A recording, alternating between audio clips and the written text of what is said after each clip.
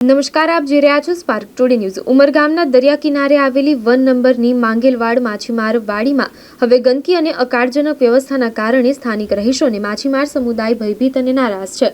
અહીં સફાઈ અને આધારભૂત સુવિધાઓની તંગી સર્જાય છે। સ્થાનિકોની ફરિયાદ મુજબ નગરપાલિકા દ્વારા અહીં નિયમિત સફાઈ થતી નથી। ન તો કચરો ઉઠાવવામાં આવે છે અને ન તો સ્ટ્રીટ લાઇટ ચાલુ છે।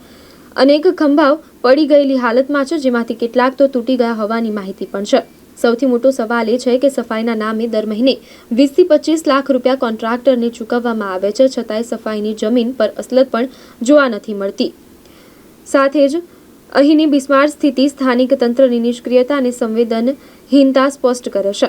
માછીમાર વાડીના લોકોને જરૂરિયાત મુજબની સુવિધાઓ ન મળવી એ શરમજનક બાબત છે। સ્થાનિકોએ માંગ ઉઠાવી છે કે તાત્કાલિક સફાઈ અભિયાન ચલાવાય, ખંભા સુધારાય અને જવાબદાર તંત્ર સામે કાર્યવાહી થાય।